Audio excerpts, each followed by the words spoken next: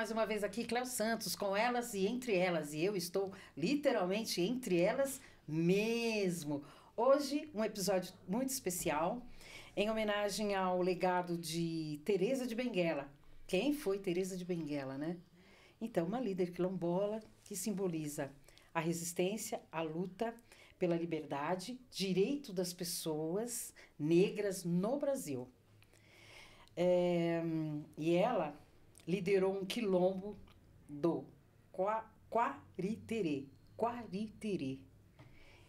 demonstrando uma incrível capacidade de liderança e resiliência. E sua história continua a nos inspirar até hoje. E é sobre essa inspiração que nós vamos falar hoje. E para isso, eu estou trazendo aqui Juliana Cruz, uma historiadora. Olá. Pesquisadora, especialista em história afro-brasileira e nos trará uma perspectiva profunda sobre a vida e a importância de Teresa de Benguela. Eu estou trazendo Elaine Mineiro, uma geógrafa. Boa tarde, gente. Tudo bem? Tudo bem. Uma geógrafa, arte educadora, articuladora cultural. Elaine é uma figura chave na promoção de políticas públicas que valorizam a cultura e a história afro-brasileira. É isso mesmo? É isso mesmo. Opa, então nós estamos bem, hein? Estamos trazendo aqui Orlando Francisco, ativista da cultura afro, assistente social. Olá, boa tarde. Obrigado. E compartilha sua visão sobre o legado de Teresa de Benguela. Pode influenciar positivamente o trabalho social e a cultura nas nossas comunidades. Meu, estou impactada. Que bom, né? Seja bem-vindo, Orlando. Obrigado. Convido todos vocês a se juntar a nós numa conversa inspiradora e informativa. Não se esqueçam de seguir nosso podcast, viu, pessoal? Isso aí. Compartilhar este episódio com seus amigos e nos ajudar a ampliar essas vozes, que são muito importantes. Vamos juntas celebrar a memória de Teresa de Benguela e continuar a sua luta por justiça e igualdade. Divirtam-se e vamos falar de Teresa de Benguela. Hoje a plateia está cheia. Está cheia de convidados. O Vitor ali dando um sorrisinho discreto. A Ju atrasou todo o nosso serviço, né, Ju? É isso aí, pessoal. Então, eu primeiro agradecer aí a todos vocês a participação, ter aceito o convite. Eu sei que não é um tema fácil, né? Aqui a gente não tem pretensão nenhuma de mudar o mundo, mas a gente vai deixar nossa centelha, ok? A gente vai deixar nossa gota no oceano, o que a gente pensa a respeito desse legado de Teresa de Benguela. E nós, como afrodescendentes, a gente tem um papel muito importante, que é divulgar quem foi essa grande mulher, essa grande rainha, e esse legado que ela nos deixou, hoje, perdura, e muitas mulheres fazem exatamente o que ela originou lá há 2 décadas, no século passado. Né? Ela dirigiu o Quariterê por 2 décadas, teve um fim trágico, como outras que a gente vê atualmente, na nossa atualidade, a gente vê, né? E nós vamos falar sobre isso. E eu queria ouvir aqui, vamos começar pela nossa historiadora, né? Mas antes disso, deixa o seu olá para as nossas ouvintes, para as suas ouvintes. Oi, boa tarde, meu nome é Juliana, estou aqui como historiadora para falar um pouquinho desse legado, falar um pouquinho da persona, né, de Teresa de Benguela, que assim é uma das heroínas brasileiras das quais a gente pouco vê se falar no discurso escolar, né? Então a gente já vê aí uma defasagem escolar muito grande. É bom a gente falar para realmente reverberar esse legado dela. Teresa, ela foi escravizada, não sabe ao certo se ela é brasileira, se ela não é brasileira, né? Dizem que realmente ela era de Benguela, mas como a gente sabe que a gente tem essa dificuldade de encontrar documentos alfandegários que ditam, né? Da onde vieram essas pessoas que foram sequestradas, porque é isso, né? O nome, infelizmente. Essas pessoas em diáspora aqui no Brasil, então, como teve, se eu não me engano, 2 anos após a abolição, teve a queima de arquivos, né? Então, a gente tem muita dificuldade realmente de identificar se ela é realmente brasileira ou se ela veio de Benguela, como costumam dizer. Ela foi uma das líderes ali do Quilombo do Quariterê, fica em Mato Grosso, próximo à divisa da Bolívia. É Bolívia, né? Se eu não me engano. Gente, se eu estiver aqui errando, por favor, me perdoem, tá? Eu acredito que seja próximo da Bolívia. E ali, ela criou um sistema, né, organizacional e político naquele quilombo. Porque as pessoas tendem, infelizmente, a achar, né, que o quilombo é um lugar que as pessoas se refugiavam. E, na verdade, a gente tem que entender que ali é um espaço de organização e reunião, né? Não é, a gente tem que desvencilhar essa imagem que a gente tem dos quilombos como sendo um lugar onde as pessoas fugidas se escondiam, tirando, né, a percepção que as pessoas ali estavam desorganizadas, aleatória, se juntou e fugiu. Não, na verdade era uma organização dotada de política, de vários saberes ali, de conhecimento vasto, de regras, né? Todo lugar tem regras, tem protocolos, horário de entrada, horário de saída, quem que vai plantar, quem que vai colher, de estratégicas políticas. Exatamente. Então, o quilombo é isso.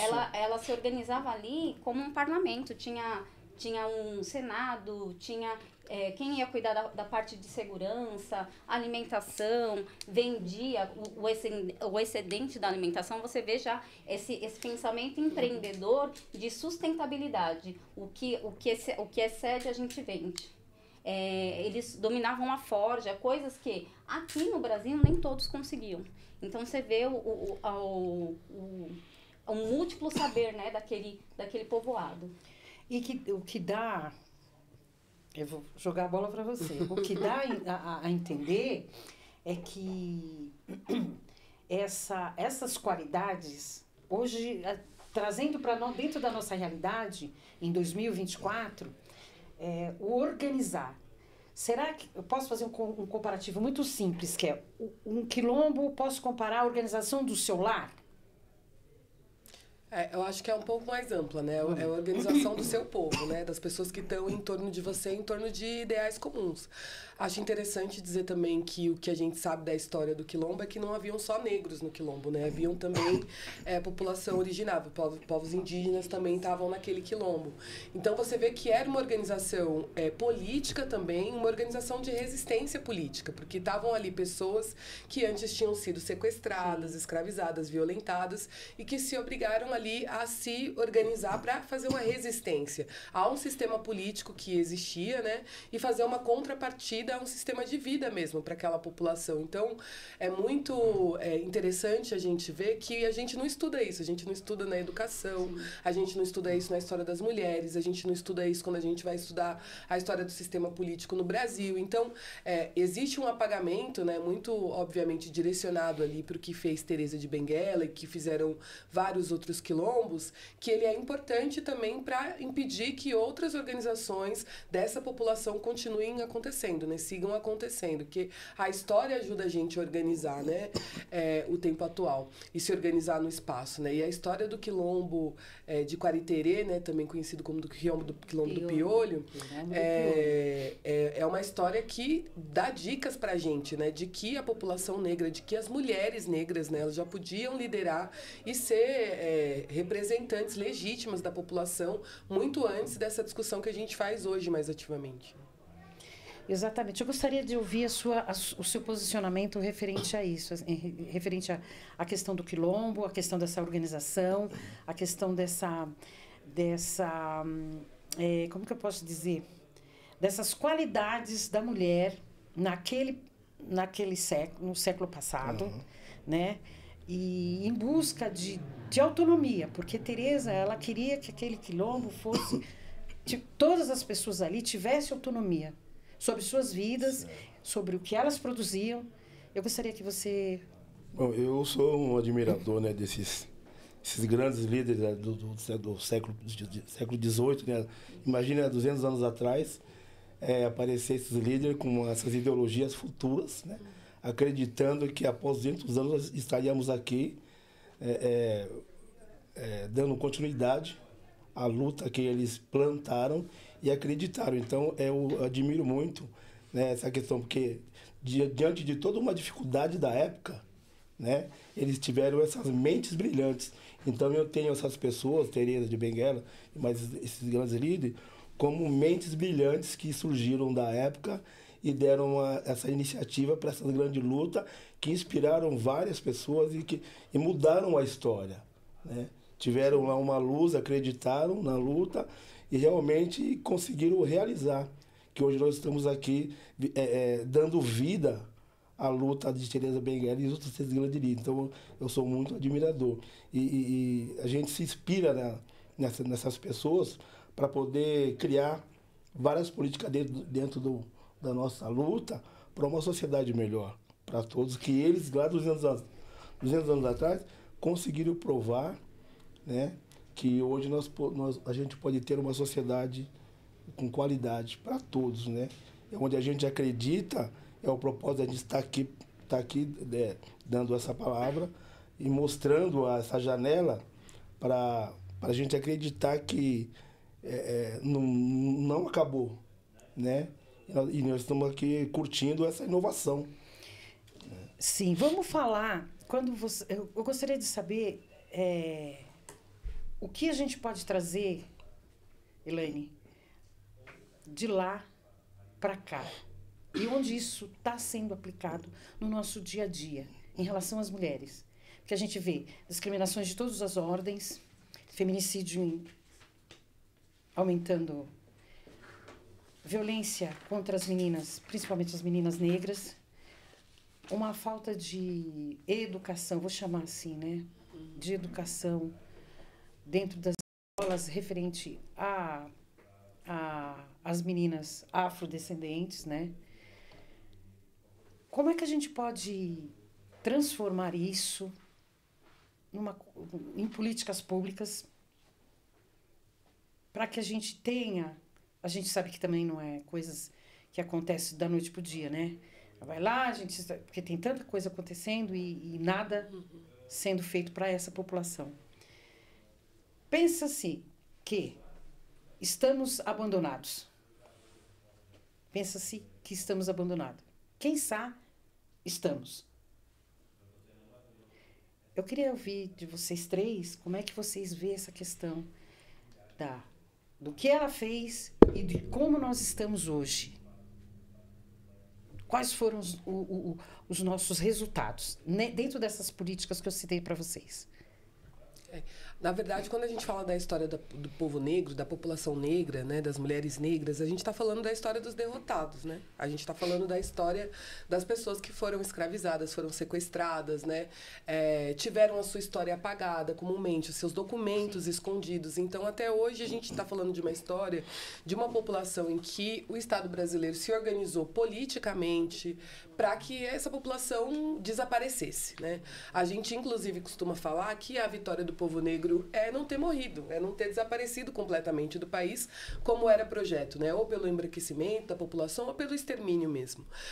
Mas essa é uma história que ela é tão recente, ela é tão forte, ela foi organizada de uma maneira tão intrínseca dentro do Estado brasileiro, que ela reflete hoje em dia no que a gente tem de política pública.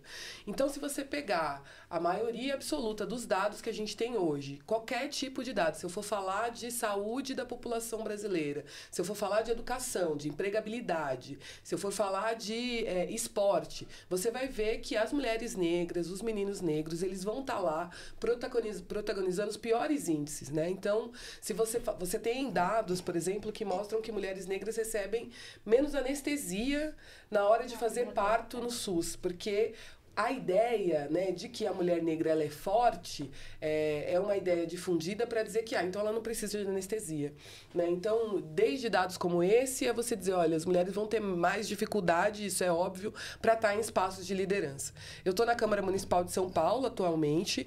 A Câmara Municipal, ela elege 55 vereadores a cada legislatura atualmente, e na história da cidade antes dessa legislatura, só 2 mulheres negras tinham sido eleitas vereadoras. Uma na década de 70 e outra na década de 90.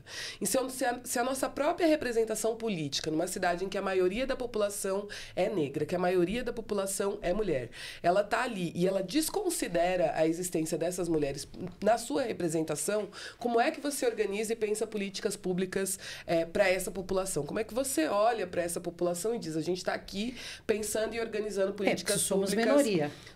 Nós somos maioria. Nós somos maioria, nós somos mas na questão da representatividade, mas no espaço de poder, nós somos aliás, nada. às vezes não somos. Não né? somos. Às vezes é esse o recado. Tem que eleger. Sim. Tem que pensar. Na hora de votar, tem que pensar, gente. Porque eu peguei até uns dados aqui a gente falando de empreendedorismo, pensando em Tereza como uma empreendedora, como uma organizadora ali de espaço.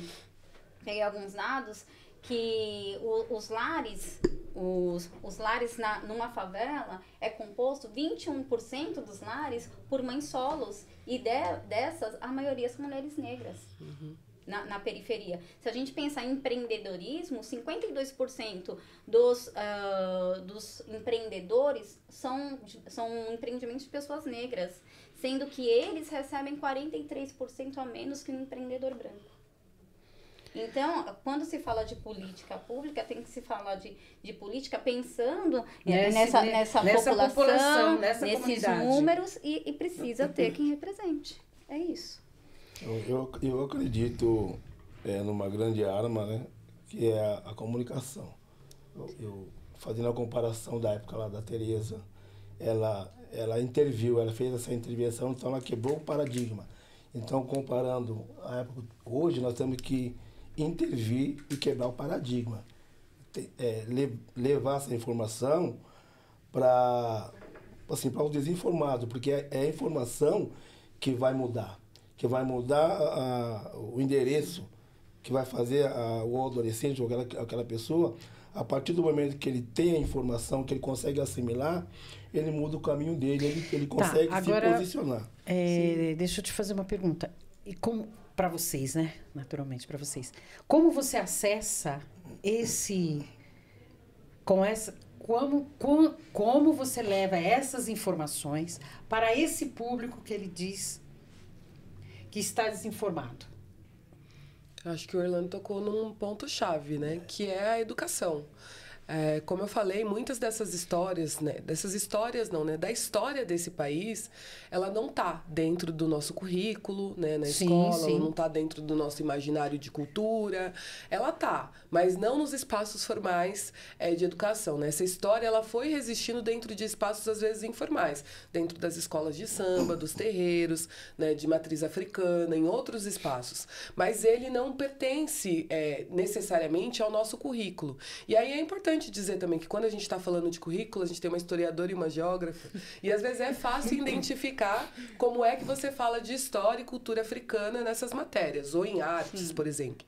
Mas a gente precisa entender que a história antirracista, a educação antirracista, ela está em todas as matérias, ela é transversal. Então, se a gente vai falar de biologia, a gente vai falar também de história e cultura africana, porque isso ajuda a uma pessoa não se formar médica achando que uma mulher negra é mais forte que uma mulher branca, simplesmente porque ela é negra, né? Se a gente vai falar de matemática, a gente vai entender também o que havia de matemática no continente africano, para a gente não ficar achando que as pessoas negras elas não sabiam fazer as coisas e foram ensinadas, né? Se a gente vai falar de literatura, a gente pode entender por que a gente tem alguns tipos de sotaques da população negra que depois serviram como chacota, por exemplo, em peças de humor, humor, por exemplo, para falar do jeito que o negro fala, e que isso tem a ver com sotaque, né? Que quando é um italiano que tem um sotaque, a gente incorpora a nossa cultura e acha que é bonito. Legal, né? Quando esse sotaque é um sotaque incorporado da cultura africana, é erro. É porque o negro não sabe falar. Você teria um exemplo desse sotaque para que tem um exemplo os nossos que ouvintes entenderem do que nós estamos falando? Não, tem um exemplo muito importante quando a gente fala, por exemplo, do Mussum. Né? O Mussum era uma figura que ele tinha... era um comediante incrível. Maravilhoso, mas músico. Carregava nele, o estereótipo que carregava nele, a partir do humor que ele fazia, era de um homem negro que bebia muito, que não sabia falar, e aquele era o estereótipo que cabia a um homem negro naquele lugar. Né? Então, algumas palavras, a gente tem... Eu não sei se você vai lembrar agora, porque eu esqueci do nome, mas a gente tem uma teórica brasileira negra que ela fala do português, que são palavras que foram incorporadas na nossa língua, assim como palavras também da população originária, que elas têm a ver com o linguajar que veio do continente africano, mas que para a população negra elas foram incorporadas como erro, a maneira como a gente usa o R, né? Então você fala problema, né? Algumas palavras. Então, coisas da nossa cultura foram incorporadas na nossa educação como erro, como coisas ruins, e não como sotaque, né? Como em outras culturas. Pegando essa palavra que você citou agora, problema e problema, é o que ela está se referindo, a questão do sotaque. E que o problema com R, ele não é errado. Ele não está errado. Você pronunciar problema, é problema. Não, é que a gente às vezes utiliza várias palavras, né? Não só essa, mas que a gente tem uma dificuldade com R, ou que pessoas mais velhas tinham dificuldade com R. Então é comum a gente ouvir problema, né? Algumas coisas. Isso. Causo, né? Vou contar um causo pra você. Um caos. Então, algumas dessas letras, elas... O que eu tô dizendo é o seguinte, a gente pode incorporar no estudo da literatura qual é a forma formal, qual é a linguagem formal, culta, né? Padrão da norma culta, mas entender por que algumas palavras são faladas com determinados sotaques. Assim como você fala no sul do país, assim como você fala no nordeste do país. Isso tem a ver com a trajetória, né, da população negra do país. Mas não só na literatura, é em tudo, né? Tudo. Como você aprende matemática. Na filosofia. Na filosofia, exatamente. Né? A gente tem até um conceito aí que é a Zenaide Silva, que dizia que tudo que a gente aprende de filosofia grega é pirataria. É pirataria. É pirataria, porque os gregos aprenderam na onde, gente? Na África, no Egito. Então, né? Eu acho que... Por isso que hoje... Desculpa. Hoje a gente está vivendo aí uma reconstrução, né? Então já é uma grande porta para toda a população, sabe que hoje tá sendo tudo reconstruído. Porque tudo que foi construído foi de uma forma ilegal, digamos assim, né? Então hoje a população já tem essa consciência que é muito legal. A gente está passando por um momento aí de diversidade. Então são portas que estão abertas para a gente estar fazendo essas intervenções e levar a história real, onde vai valorizar a raiz para ela poder se posicionar onde ela se acha. Aí uma visão que ela tinha medo ou vergonha, quando ela tomar o conhecimento, ela vai se enriquecer, vai se empoderar e vai falar, não, eu quero isso aqui para mim. É isso. Exatamente. Tudo passa pela educação, é isso? Tudo passa pela educação, né? Pela possibilidade da gente entender que a população negra tem sim condições, capacidade e direitos, exatamente. E direitos. Gente, vamos falar de um assunto bem delicado, no meu entender, que é a questão da saúde no quilombo. Dentro da pauta de Tereza. Como é que era essa questão da saúde, principalmente da saúde da mulher preta? E indígenas também, né? Pensando, né, nessa formação quilombola, na formação do quilombo, a gente tem entendimento que tinha muito conhecimento de ervas, né? E aí tem essa coisa de troca mesmo de conhecimento dos povos originários, dos indígenas que ali incorporavam, né, o quilombo com os conhecimentos já daquele povoado africano, né? Ou brasileiro que, enfim, estava nesse processo de diáspora. Então, tem o conhecimento das ervas, de ervas medicinais, tinha o cuidado. E quando a gente pensa em saúde, pensando em quilombo, tá? Quando a gente pensa em saúde, tem a ritualística, né? Então, a saúde está muito ligada ao processo religioso, porque ninguém se macera uma erva só para fazer um curativo. Tem todo o ritual mágico, né? O ritual ou do xamã, ou do sacerdote da religião de matriz africana, né? Seja o candomblé, enfim, a quimbanda, algumas religiões de matriz, né? Então, até para a saúde ali, tinha esse conhecimento e esse sacerdócio. Entendi. O que você pensa a esse respeito, Não, Elaine? eu acho que é isso, porque são também dois povos que têm uma relação muito forte com a terra, né? E com o que a terra pode apresentar e como a gente faz parte da terra, né? Como a nossa população ela vai se curar, ela vai se alimentar, ela vai tirar o seu sustento daquela terra. Então, os quilombos, eles não tinham, e nem o país, na verdade, naquele momento não tinha uma estrutura de saúde para toda a população, mas eles se utilizavam desse conhecimento ancestral, mais uma vez, né, que foi sendo preservado por essa população para trazer, e até hoje, na verdade, muitas vezes as pessoas ainda dentro desses espaços compartilham esses conhecimentos. A gente só lembrar da nossa avó, nossa tia, nossa mãe, que sabia o chá específico para cada coisa, que maceravam mastruz lá quando você... Enfim, Nossa, né? Mastruz, né? Tomei muito chá de Sem contar mastruz. que... Mentruz, né? Tomei muito chá de mentruz. Chá não, era mentruz com mentruz leite. com leite. Nossa. Sem contar também que não tinha muito agrotóxico, né? Olha, nem então você tinha uma vantagem aí nas ervas, nas frutas, que original, você se alimentava e a fruta fazia o papel dela lá.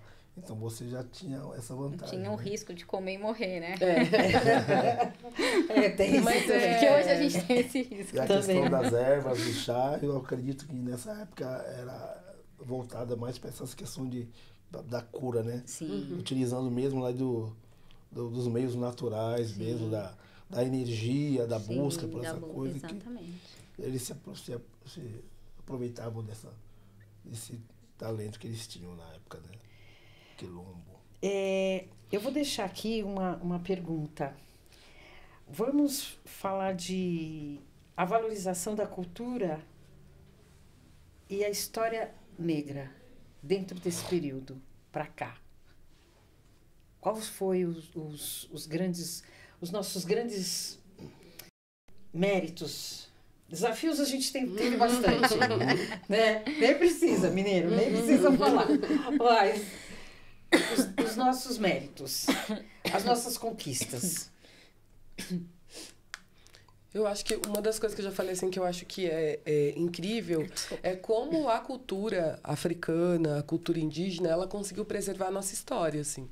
Ela conseguiu preservar os caminhos que fizeram a gente chegar até aqui. Então, por mais que a gente não tenha participado da educação formal, mas a gente consegue carregar, né, a história do que aconteceu com o nosso povo, carregar uma forma de viver, uma forma de falar, uma forma de se expressar a partir da nossa música. E a partir da nossa música, da nossa poesia, da nossa arte, de forma geral. E pensar também que muitas das coisas que foram construídas, né, aqui já no Brasil, aqui no nosso continente, elas sofreram influências, inclusive influências que elas vão se conectar com outras culturas no mundo inteiro. Então, quando você pensa em culturas em diáspora no mundo inteiro, você vai encontrar o tambor da maneira que era tocado em África, né?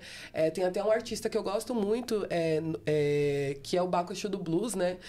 E que ele vai falar da coisa do blues, né? E como o blues é uma coisa que vem de origem de matriz africana e que se tudo que vem depois do blues vem do blues, então tudo que vem da população preta, né?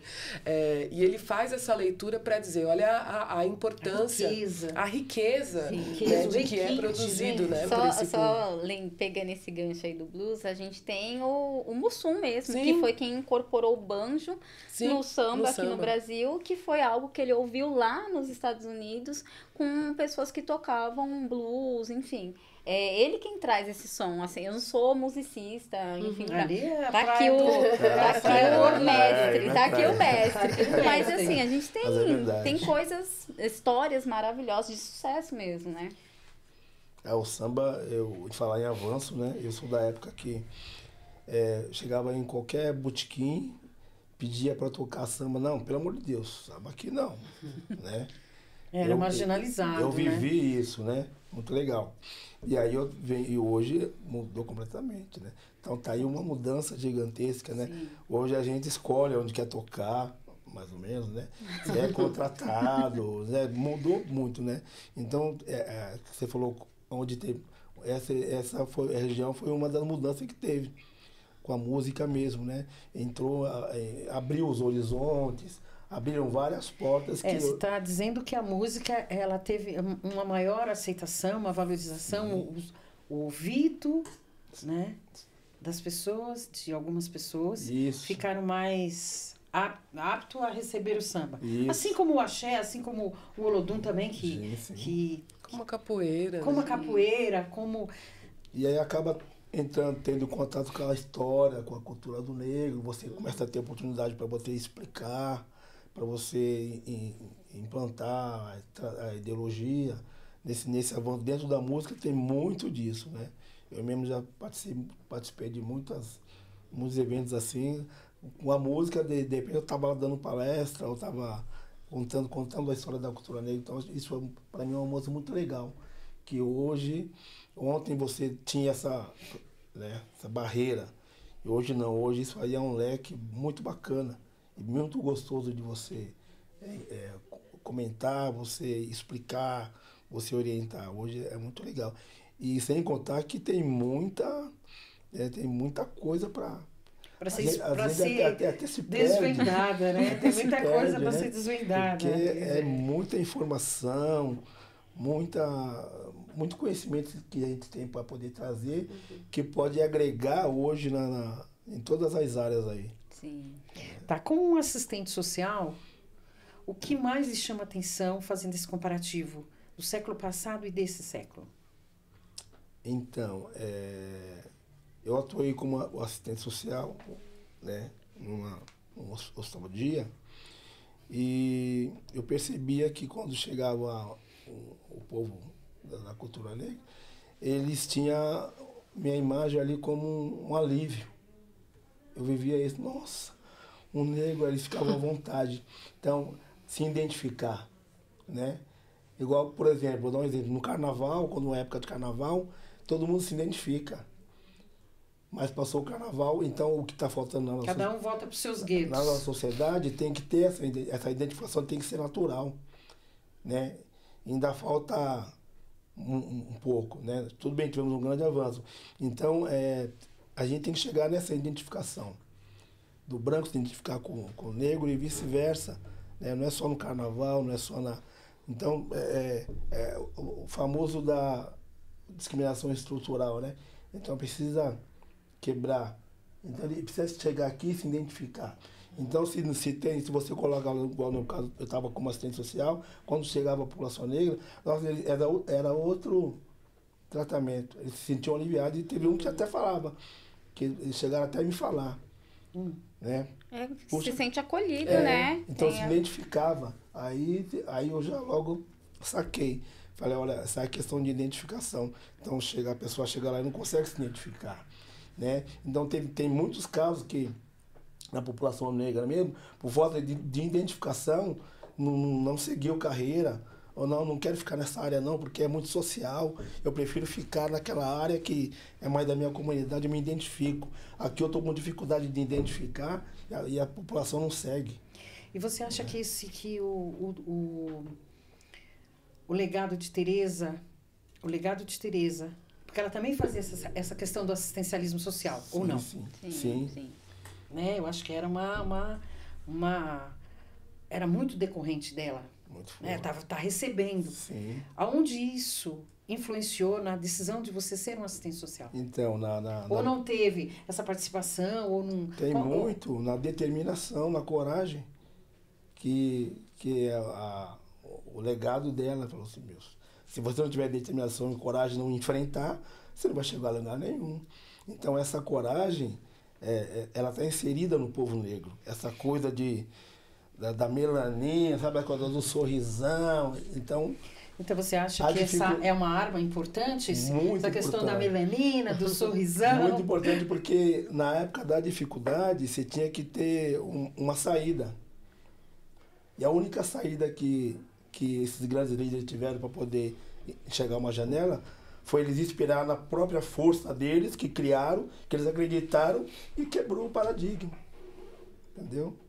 Ele falou, não, eu sou forte, eu vou fazer acontecer, eu vou criar, e foi e enfrentou, e quebrou os paradigmas e conseguiu fazer acontecer. Então, o que falta, né, nessa população é essa coisa, é utilizar desse nosso legado, desse legado que ela deixou, que é a nossa própria força, nossa própria energia, que vai mudar. Que é um agente transformador. A coragem, né? É um agente transformador. Você tem que chegar lá, falar, acreditar, inserir, se alimentar daquela fonte, e você vai lá e passa.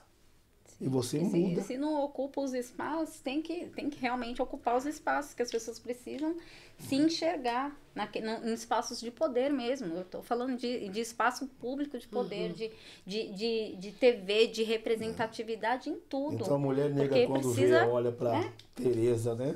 Ela se empodera, né? Sim. Se ela conseguiu 200 anos atrás, eu acho que tem uma coisa bem importante também do legado da Tereza, que esse sistema que ela organizou, o sistema político, era um sistema também que tomava decisões coletivas, né? Então, é um sistema de liderança, mas não é uma liderança opressora, né? Não é um sistema que vai dizer, olha, então a Tereza agora era inclusive conhecida como rainha, mas não era um reinado em que a Tereza mandava e desmandava.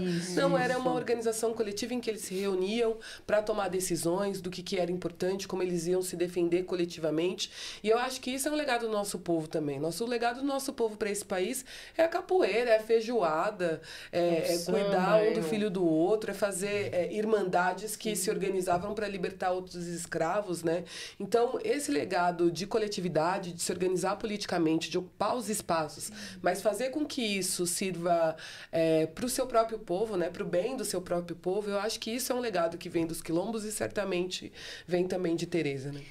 Bom, nesse bate-papo aqui, nessa roda de conversa extremamente deliciosa, vamos falar de saúde das crianças dentro desse período. A gente vai voltar lá à questão das ervas, né? E eu gostaria de saber de você, historiadora, como é que era isso?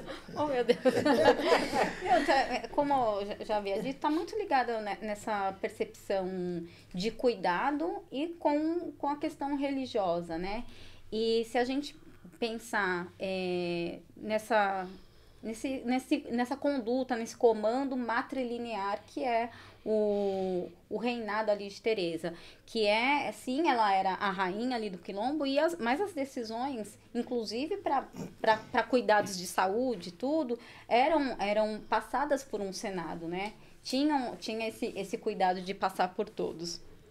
Com relação à saúde, assim, saúde das crianças, a gente realmente não tem muitos dados, né? Sim, eu acho que é importante a gente colocar esses temas.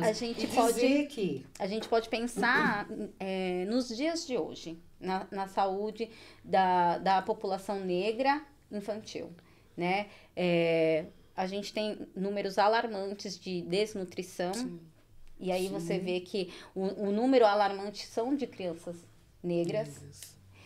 A gente tem, falando de saúde mental, falando de educação, o índice de analfabetismo também é grande. Então, precisa realmente a gente rever de alguma forma para incluir a população negra dentro dessas pautas de saúde, de segurança alimentar, de assim, inúmeros itens aí que a gente pode pautar. Quando a gente fala das nossas crianças também, acho importante dizer que hoje a gente tem um vácuo muito grande da criança ali que está entrando na pré-adolescência até a vida adulta, né? A porta de saída do serviço público para criança e adolescente é a última vacina lá do calendário de vacina que você tem que tomar. 15 anos, Depois né? disso, acabou. Você só vai para o serviço de saúde se você tiver algum problema. Você não tem prevenção necessariamente, né? Aí você diz, né? Talvez para as meninas que elas precisam voltar, mas acabou. Você tem os cuidados com a primeira infância ali, com crianças, e depois você só vai procurar o sistema de saúde se você tiver algum problema. Se você já tiver algum problema, não para fazer prevenção. E a gente sabe que tem várias doenças, né? E quando a gente vai falar da população negra, tem algumas questões que, obviamente, são sociais, mas que vão fazer com que, sobretudo meninas, vão ter que ir para aquele serviço de saúde. Se a gente fala, por exemplo, de saúde sexual, de saúde reprodutiva, de meninos e meninas, hoje a gente precisa entender isso com uma perspectiva de saúde também, e como é que esses espaços de saúde estão recebendo essas meninas. Se a gente falar da população LGBT, né, e falar dos polos hormonais que a gente tem no município de São Paulo, como é que essa população consegue atender a juventude. Se a gente fala de saúde mental, como é que a gente faz com que... a gente fala hoje de um problema muito grave que a gente tem com a nossa juventude de álcool e drogas, por exemplo, e a gente está falando de saúde mental, né? E como é que a gente está falando de, por exemplo, um programa que a gente tem na prefeitura, que é o CAPES, álcool e drogas para crianças e adolescentes, né? Porque hoje a gente, infelizmente, vê um grande consumo dentro dessa população. E, mais uma vez, né? Se você for parar para ver o índice de suicídio, por exemplo, no Brasil, ele é maior entre meninos negros, jovens meninos negros, né? O índice de drogadição mesmo, né? E de internações por conta de drogadição. Então, toda essa questão de saúde, ela também está interligada ao fato dessa população também ter sido jogada e ter sido explorada durante muito tempo e ter sido abandonada durante muito tempo. Então, acho que se a gente não olha de forma transversal, né, para as questões que são da população negra, a gente não percebe o quanto o racismo estrutural ele vai colocar e empurrar a população à margem, né, essa população. Né? Então, é interessante que a gente olhe, porque a população negra e a população branca, pobre no Brasil, ela precisa do atendimento de saúde, ela precisa dos serviços de saúde, mas a nossa própria organização política do Estado, ela empurrou a população negra para uma situação diferente da população branca, mesmo que essa população tenha um nível de renda parecido, né? A gente tem especificidades que foram produzidas pelo racismo, né? E aí, por isso que todos os espaços, né, em todas as áreas, a gente precisa olhar com atenção para conseguir construir políticas afirmativas para reduzir essas desigualdades, né? Eu teve também uma experiência que eu também atuei na área da enfermagem, eu atuei numa UBS. E eu também tive essas experiências aí com a saúde da criança. Eu também percebi e notei que a questão do acolhimento é muito importante. Quando você faz o acolhimento, você já quebra, já tira, né? A criança vem, você consegue trazer ela e você faz aquele atendimento, né? Mas para isso você tem que ser inserido de informação para poder fazer a diferença, né? E aí eu fazia dessa maneira e conseguia mudar e tinha criança que chegava lá e eu quero que o tio me dê a injeção, mas era porque eu já tinha um outro tipo de informação e eu conseguia praticar o conhecimento, praticava e via que dava certo. Aí eu começava a tentar contaminar os meus colegas e tal, e deu muito certo. Queria reverberar essas informações, né? Bom, gente, eu gostaria que vocês aí fizessem as suas considerações a respeito do que foi Tereza e do que Tereza nos deixou e o que a gente está fazendo com esse legado. Quem foi Tereza, o que ela nos deixou e o que fazemos com esse legado. A questão do empoderamento, porque tudo ela fez. Sim. Se eu for citar aqui N coisas, vamos lá. Vou citar as que eu lembro agora. Empoderamento. Sim. O autocuidado. Sim. Não só comigo, mas com a minha comunidade, com os povos. Sim. Autoestima. Empreender. Organização. Coragem. Correr atrás dos sonhos. Estrategista. Estratégia. E visão futura, né? visão, uma águia. Um guarda, né? Uma águia. Né? Que a águia ela veio por cima. Por que não mataram-na? Tereza, enfim, tudo isso mais um pouco. Ela é a verdade que a política, né? Aquele sistema político que a gente vivia e que até hoje, né? Não quer ver. Quando a gente comentou, o ponto-chave ali é a comunicação, porque assim, a gente tem uma lei aí de não sei quantos anos que a gente precisa ensinar a história afro-brasileira nas escolas, mas ensina, só que do ponto de vista do opressor. O ensinamento é do ponto de vista de quem ganhou essa guerra. Então, é a gente ter entendimento de rever a história, de contar a história do lado que perdeu, o lado de quem sofreu, porque aí a gente começa a plantar a sementinha, a fazer a diferença. Enfim, no trabalho, na economia, na saúde, na educação. É um apelo aqui, tá, que eu faço para terem mais artigos que falem da população negra, que falem da comunidade negra, que falem sobre saúde da pessoa preta, sobre a educação da pessoa preta, sobre a economia, porque assim, falta munição, falta ferramentas pra gente trabalhar, pra gente poder reverberar isso de vez. É isso? É isso. Eu acho que a gente vê Tereza um pouco assim como uma heroína mesmo, assim, como uma figura que faz você sonhar, que faz você acreditar nas coisas que são possíveis fazer e que te disseram a vida inteira que não eram possíveis. É uma figura que faz a gente olhar para o mundo de uma forma solidária, né, e coletiva, que são, para mim, valores fundamentais para a gente fazer uma transformação de sociedade que a gente quer, né? Se você pensar que Tereza resistiu durante muitos anos, né? E a gente está falando de uma mulher sofrendo ali uma violência escravista mesmo, né? Uma violência racista como a gente nem consegue imaginar hoje. E é uma mulher que ela decidiu resistir coletivamente e pensar coisas, como o Orlando já falou, algumas coisas aqui. Cara, isso é futuro, né? Uma pessoa que conseguiu olhar para vanguarda, uma pessoa que conseguiu olhar para frente de uma forma que ninguém poderia imaginar. Se a gente está falando hoje que meninas da minha geração tiveram dificuldade de se imaginar a liderança da minha geração, né? Imagina, então, na época de Teresa de Benguela, como que ela poderia não só se imaginar a liderança, mas fazer essa liderança, construir essa liderança, organizar outras pessoas em torno dela. Então, para mim, ela é uma figura, assim... É uma figura da história, que é importante dizer, então não é mítica, ela não é uma figura da história, é uma figura real, ela existiu, ela organizou aquilo, né, para mostrar pra gente como é possível, mas organizou com solidariedade, né, então, com solidariedade, com coletividade e com racionalidade, né? Conseguia pensar, olha, a gente precisa de um sistema político, a gente precisa de um sistema econômico, como você também já apontou, a gente precisa se organizar dentro de um sistema de justiça, dentro do quilombo, né? E fazer isso é muita genialidade, né? Muita.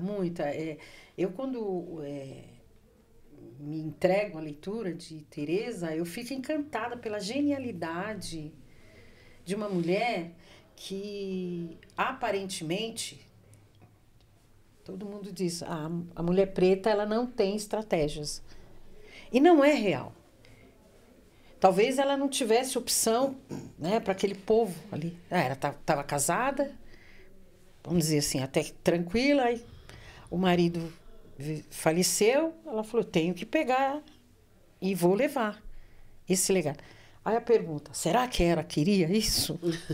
Não, e o legado permaneceu, porque conseguiram realmente destruir o quilombo 15 anos depois do falecimento dela. Então, o povo ainda resistiu, porque ela deixou ali esse símbolo de resistência mesmo, né? De luta, de sobrevivência. E aí, é o que eu que eu fico muito triste, Como que uma ideia dessa, como que uma gênia dessa, como que uma rainha... As pessoas querem destruir o corpo físico, mas o legado ficou. O legado ficou. E isso trouxe pra gente uma possibilidade. Possibilidades. Olha, existem caminhos, vocês que corram atrás para buscar. E aí cada um dentro do seu espaço está buscando conscientizar a nossa comunidade, a nossa população, né? Buscando que essas pessoas se fortaleçam. Mas só vai se fortalecer se o outro estiver forte também. O que a Elaine faz, o que a Juliana faz, o que o Orlando faz, o que a Beth faz, Stephanie, Cris e a Ju faz, é o fortalecimento de uma comunidade dentro da comunidade que ela está inserida. E eu também faço parte disso, né? E aí, vamos ouvir o Orlando, né, Orlando? Quando você toma conhecimento da história da Tereza, você fala, nossa, ela está mostrando tudo. Ela está falando, você vai à luta, você tem tudo para ir à luta, mas precisa se organizar. Isso. Precisa ter sabedoria, é isso que ela fala. Isso. Nessa época aqui, a organização era dessa maneira, mas ela mostra claramente que ela se organizou, que ela teve sabedoria para pisar ali, que tem uma areia movediça, não, vou pisar para cá. Então hoje você consegue, mas tem que encarar os desafios, parar, pensar. Estrategiar. Fazer lá, igual a matemática, né? Tem lá o delta, tem que achar o delta lá, você vai lá e... Não é assim, você vai falar e... Né, é todo um trabalho teórico, primeiro de conhecimento, né? Da real, e você tem ela hoje como um símbolo. Você olha ali o símbolo da Tereza. Então você vê essa verdade. Fala, essa verdade existe. Esse veículo, ela nos deixou. Aí você senta em cima do veículo que é a Tereza e vai. Mas você tem que se organizar. Saber onde você quer chegar. Buscar conhecimento, projetar e praticar. E dá certo. Dá. Ela deixou o caminho, né? Agora Tanto é que nós estamos aqui hoje falando dessa linda história. De um legado maravilhoso. Eu gostaria que vocês fizessem aí as considerações de cada um, quero ouvi-los. E deixar uma mensagem para essas mulheres, para essas indígenas, para todos e todas, né? Sobre esse legado e sobre toda essa vivência que a gente vem tendo, né? Porque o mundo ele tá tão rápido, né? Que a gente, às vezes, precisa de estar nessas resenhas para a gente poder falar alguma coisa sobre nós, sobre as nossas dores, sobre os nossos sabores, né? Isso, Tereza, é resistir, né? Viver nesse coletivo e resistir. E eu acho que eu acredito muito, assim, principalmente na força do sagrado feminino, que é muito sobre esse saber que ela traz, né? E a luta, tem jeito, né? Não nascemos herdeiras. Exatamente. Vai à luta, bebê, vai à Só luta. é herdeira só do legado. Só do legado, é isso mesmo que eu ia falar. Somos herdeira do legado. Mas a gente tem que pôr atrás. Pois é isso. Você, Lina. Pra mim, não tem como não falar isso, né? Pra mim, a Tereza, ela é uma inspiração política, né? Ela é uma das figuras, né? Acho que tem outras figuras do nosso tempo, como Marielle. Queria falar da Talíria também, que sofreu alguns ataques hoje, que é uma parlamentar no Rio de Janeiro, candidata a prefeita no Rio de Janeiro e em Niterói. Tem uma violência, né? E quando a gente fala, inclusive, da morte, né, da Tereza, tem uma violência que ela é direcionada a mulheres negras dentro desse espaço, né? Deixa eu só te interromper um pouco, né? E também tem a Mãe Bernadette. Mãe Bernadette, sim. Líder de um quilombo. Sim, em sim. Salvador. Toda a família foi dizimada. Sim. E, por último, ela, né? Por conta de especulação imobiliária, creio eu. Sim. Né? Mas enfim, mas isso é um outro assunto. Tem. Sim, mas o que eu queria dizer é o seguinte, né? São várias as mulheres que construíram a gente fala que pavimentaram um caminho pra gente, assim, né? Que continuam e seguem construindo hoje, como Talíria, no Rio, e como a gente aqui, né, em São Paulo, tenta fazer e tenta honrar esse legado, né? Eu fui a primeira mulher negra a estar dentro da Comissão de Finanças na Câmara Municipal de São Paulo. 2021. E a gente não tinha tido uma mulher negra dentro da Comissão de Finanças. E lá a gente conseguiu resgatar a Subcomissão de Cultura. Na Subcomissão de Cultura, a gente fez várias audiências públicas falando da cultura e da participação popular, e a gente produziu um livro, né, sobre essa participação popular, sobre como funciona a Secretaria de Cultura. Eu queria, inclusive, presentear o podcast obrigado. Com essa publicação. Muito obrigado. Mas, para dizer isso, assim, eu acho que vale pra gente tentar sempre registrar a nossa história, a história das mulheres negras, tentar fazer com que essa história ela fique registrada mesmo pelos espaços que a gente vai, porque isso também serve de legado para que outras meninas, né? A nossa intenção é sempre que outras meninas que vão vir depois da gente, que elas venham também já dentro de uma outra história. E agradecer, Cléo, a participação aqui. Para mim eu gosto muito de agradecer pessoas que estão promovendo aí a nossa história, promovendo a história de mulheres negras. Eu acho que esse é uma tarefa que a gente assume na vida e que ela é muito importante para o nosso povo. Eu gosto de você, sou sua fã, já te disse isso. Já te disse isso, vou dizer aqui em rede. Gosto muito do seu trabalho, da sua força. Fala bonitinho. Um dia você assim. Estamos almejando isso. Não é? Um dia a gente consegue. Tudo alinhado, né? Eu tento, mas os pensamentos tudo organizadinho. Eu vou dar uma... Mas é isso, eu acho que dentro do que eu sou, pra mim tá de bom tamanho. Maravilhoso. Juliana já fez? Vamos lá, Orlando. Eu quero agradecer, né? Me sinto lisonjeado por estar aqui com elas, entre elas, aqui a prova viva, né? Para mim é mais um presente que o Papai do Céu Se você olhar para lá, vai nos ficar proporcionou, melhor. né? E baseando no legado de Tereza, a mensagem que eu tenho é, sem dúvida, a mulher tem que acreditar, né, nessa força que ela tem, trazer para ela, materializar e mudar. É isso, ela já muda naturalmente, né? Se não fosse a mulher, o mundo não seria povoado. Então ela já tem essa força, é só mudar, né? E acreditar, buscar esses legados aí de Tereza e outras grandes líderes e trazer para você e fazer essa participação, porque vai ser bom para a sociedade toda, como um todo. Não é só para o negro, não é só para o branco, não é só para o índio. É para toda uma comunidade, né? Para toda uma comunidade. Né? Mas aí a população negra tem essa responsabilidade aí de fazer essa mudança aí, porque cada um tem seu papel. E o papel da população negra, por conta de ter um passado, né, muito árduo, né, hoje tem outro veículo que vai fazer essa grande mudança, que é essa energia e esse legado de Tereza e vamos que vamos. Toda mulher negra tem. É isso aí. É isso aí. Obrigada, Cléo. Finalizando aqui mais uma vez mais um episódio, né, do podcast Com Elas e Entre Elas. Eu aqui entre elas, como eu disse lá no comecinho, entre elas e entre eles, né? É isso aí. Eu só tenho a agradecer a todos vocês e vamos lá para as redes, né? A gente está lá no Instagram, @Cleo, Com Elas e Entre Elas. Estamos no Spotify e vamos fortalecer a comunidade. Beijo grande, até o próximo. Até. Obrigada. Obrigado.